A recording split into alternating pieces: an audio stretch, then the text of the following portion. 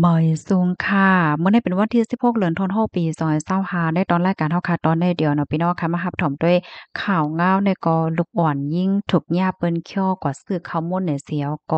อย่ากันจันโลหลายว่าจังหนังไหนค่ะ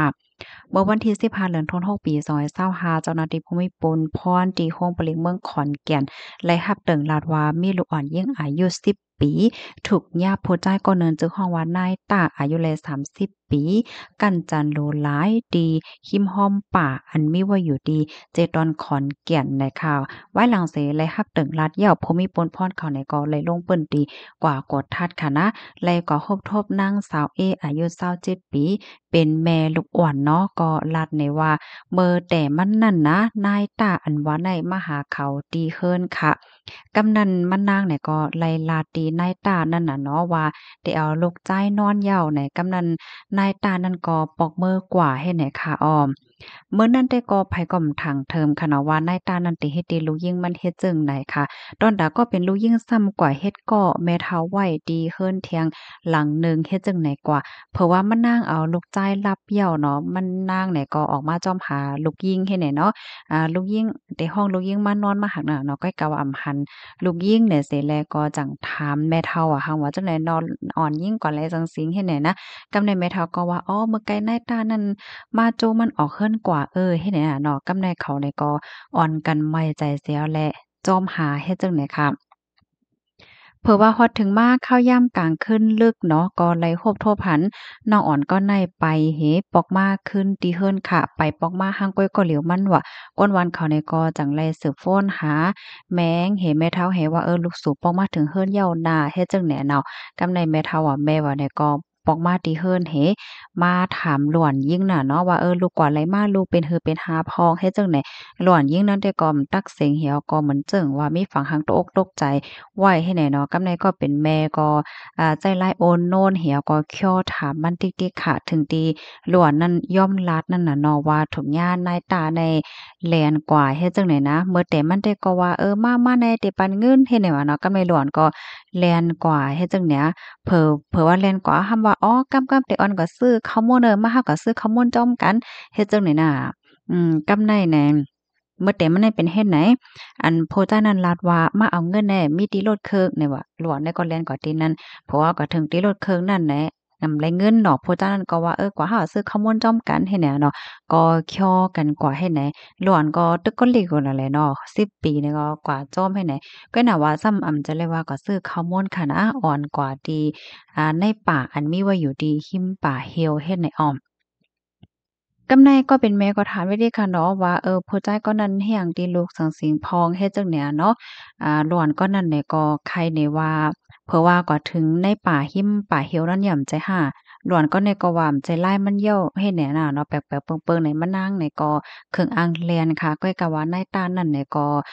เอาโตมันไว้จังแลนให้น่ะเนาะเห็นแล้วนายตานั้นก็กั้นจะนูหลายล้วนยิ่งใน เพราะว่ากั้นจะโนไลเหย้าเนี่ยก็เอาตัวร่อนยิ่งในกว่าไว้ดีหิ้มห้อมตั้งแผลดีในหมู่บ้านนั้นเฮให้นอนก็ในไปปอกเฮิรนหังโกยเฮ็ดไหนค่ะไว้หลังเสเลยค่ะพูดลองตั้งเปิงเป็นในเหย้าค่ะก็เป็นแม่ก็เอาลูกในกว่าก็ทัดป้าอยู่ลีที่ห้องยาเฮแลกว่าตึงลาตีห้องผลิเปิดดาเตเอาตั้งพิษ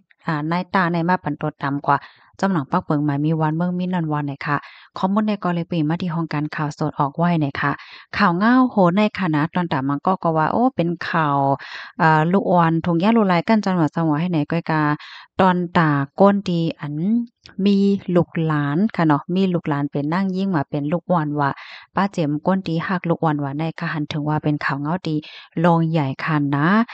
ลูกอ่อนในเพราะว่าเขาอำโพดจักมึดกือเต๊ะๆอำนั้นก็เพราะว่ามีก้นบ้าค้อกว่าซื้อคำม่วนว่าติปานนั้นปานใดเนี่ยก็ โลลาติลูกอ่อนค่ะเนาะว่าอย่าไปละเลหับโคกของตีเปิ้นย่อก็อย่าไปละเลกว่าจ้อมเปิ้นก็เป็นเพ่ว่าสังว่าจังไหนๆกึ่งลีไลลาดปันลูกอ่อนตัวเจ้าเก่า ให้ฟังสติน้ำๆในนั้นค่ะค่ะหนังเฮอพี่น้องค่ะเดี๋ยวแลรับรู้แลให้ป้อจังแลฟังถึงปันลูกหลานลูกล่างไผมันนั่นในก็ใจกันสะเปิ้นแพ่แช่กว่าเสกรรมในเขายินจมใหญ่นำค่ะค่ะในตอนรายการเฮาค่ะตอนในมีกะนายก้อยค่ะนะมื้อเหลียวก็ยาวกว่าเหในค่ะก้อยกะว่าในตอนในค่ะเดขย้อนมาอ่านตั้งหันถึงพี่น้องค่ะอีกหนึ่งในค่ะพี่น้องค่ะที่อันต้องตักมาปันตั้งหันถึงและเพิ่มเติมข้อมูลมาและเจิ้นได้ให้ไหนค่ะเนาะ มีพี่น้องค่ะที่ปันตั้งหันถึงมาเสข้อความในซ้ำมันจึงหือกล่อมหัวค่ะนะมันมาแหน่ที่อันข้อความมาคมกันไว้เจิ้นนั่นแหละเมื่อวานเนี่ยก็และหันพี่น้องค่ะเตรียมมาสิคำและเต้โคใจปันและคำและอันคอมเมนต์เนี่ยก็ย้อนน้อมใหญ่นำค่ะสืบได้กว่าค่ะเนี่ยก็เตตื้อตุ้ยละลายตีจังไหนค่ะเนาะค่ะพี่จ้าหลานเฮาค่ะเตรียมมาป้อเป็นลงปองจึงห้องแต่ก็หลีปอกอยู่เนี่ยเนาะ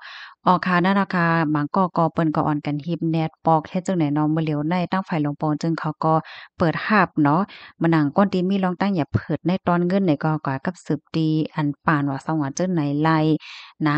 ยอก็ก้นที่มีวัดมีไหวแล้วจั่งใดก็แลบเขาได้คับครึงปันเขาก็ว่ามันเป็นหังรับตอนหมดให้แน่เนาะมันได้เป็นมื้อหนังตัวอย่างเปิงแตกมันก้นเมืองเฮามันก็ติเขามีมาไว้กับตัวมัดพงตีนว่าสว่าจั่งนั้นนั่นค่ะนะกำในมาแทงค่ะ นั่งนองค่ะเนาะหมอยสงคาใต้เฮาคาได้ใต้เฮาคาได้อำปองง่ายๆค่ะโยเนาะเตปอก1แค้นเตไลเตไลปอกขึ้นมื้อหลายไหนใครว่าเฮ็ดจั่งใดอะเนาะนั่นเนาะมันก็ว่าติฮื้อล่ะได้เอาก็เอามาไหนแฮ่งกันคนมาห่มตัวเมียหมาเต็มมีก่อโยแล้วจั่งใดเนาะค่ะพี่น้องแคมโบเดียเขาได้มาเจอก็ออนกันปอกอยู่เหย้านะคะพ่องย่ามมื้อเหลียวในนะคะ มาแทงคาเมื่อไรล่ะก้นเมืองเฮาเต็นไรไปก้นเมืองเฮาเตไลรับรองจอยเทียมเหมือนเปิ้นน่ะค่ะเนาะค่ะก็ยินจมค่ะนะที่อันปันตั้งหันถึงมาเนี่ยเนาะเงาลายเตสิเป็นฮึกกว่าฮับค่ะเนี่ยก็ไปด้วยเทียงค่ะมื้อเหลียวอันหลายก็อ่อนกันปักตาไปด้วยแลมาใจอยู่ก็อันลองวัดไหวแน่มันไปต่อไปยาวค่ะนะเตมาจึงหือเทียงก่อมโคเนี่ยค่ะใบซุงปิใจใต้ค่ะถ่อมค่ะอยู่ตาเสกูวันยินจมค่ะยอก็ใบซุงค่ะถ่อมอยู่ตาเสเนี่ยค่ะเนาะอันนี้ก็เป็นตั้งหันถึงที่อันพี่น้องค่ะตอนมาตั้งเฮิรนสีเหลืองเนี่ยค่ะเนาะปันมาเนี่ยค่ะทรงย่อมเหมือนกันใจค่ะคำสานั่นน่ะป้อว่าเฮาคายย่อมเย้าเนี่ยมันเตจับจ้อยค่ะเนาะป้อว่าเฮาคายยามเฮ็ดปอกสองปอกเนี่ยก็มันเตไข่เฮ็ดติ๊กๆอันนั้นก็คนโหเฮาคานั่นเนี่ยก็มันเหมือนหางว่าป้อมย่อมในเหมือนหางแปลกเปิงลงไว้จังได๋นั่นน่ะเนาะมาเที่ยงค่ะปีคิดที่โพนเฮาค่ะใจหาปากคาวแต่ว่าเป็น500,000,000,000ปลายค่ะหน่อยเนาะค่ะยินจมค่ะยินจมนำๆค่ะนาดีอันปันตาหันถึงแลเพิ่มเทียมมาหน่อยค่ะเนาะเงินในน้ำเต้นน้ำว่าเนี่ยเขาใส่หมวกหอมซัมบ่ตวักเปิงกว่าจังหวะจังได๋เนาะก็ยินจมแต่ค่ะแนวค่ะเมื่อว่าเอามื้อไหนเนาะค่ะเนี่ยก็กว่าเลยเพี้ยนด้วยปืนของเปิ้นค่ะนะก้นหนุ่มอันเป็นสะเทศลงเหี่ยวอายุเล็กหรือเสเปิ้นได้ลกลงฟ้าเนี่ยอันนี้ก็หลีเข้าใจได้เด้ค่ะมันจ้าเนี่ยเกิดที่เมืองอเมริกาเนี่ยค่ะเฮแลและหันมันจ้าเนี่ยก็เลยคบทบผู้ใหญ่ก้นหลงพ้นน้ำหวานเมืองหลายหวานหลายเมืองลูกกว้านเฮ็ดจังได๋ค่ะค่ะมาแทงค่ะปันแห้งอยู่ค่ะยินหลีนจมกุดก็ตีรับถอมปันแห้งค่ะนะย้อนสู่ปันให้พี่น้องค่ะอยู่เลยกินหวานในรถเพกกันเสก้ํไหนค่ะถ่อมไว้อยู่ค่ะและตั้งฮู้ได้ยินโจมตีลายใจค่ะก็นั่นเนาะค่ะเฮาค่ะพี่น้องก็ปันแห้งกันค่ะเนาะยินโจมตีเต็กไลค์เต็กแชร์ปันแล้วก็ปันตั้งหันถึงมาค่ะเนาะสั่งว่าใครปันตั้งหันถึงเพิ่มเติมข้อมูลก็เพิ่มเติมมาหลายเพราะว่ามีความถามใครต้องใครถามเนี่ยก็ถามมาหลายค่ะเนาะ เพราะว่าคาโฮค่ะไหนก็เตลาดปันป้อมโฮไหนพี่น้องค่ะมาก็เตโฮไหนก็เตจางมีค่ะเนาะก็แลกๆกันให้ไหนค่ะหมอยสูงค่ะ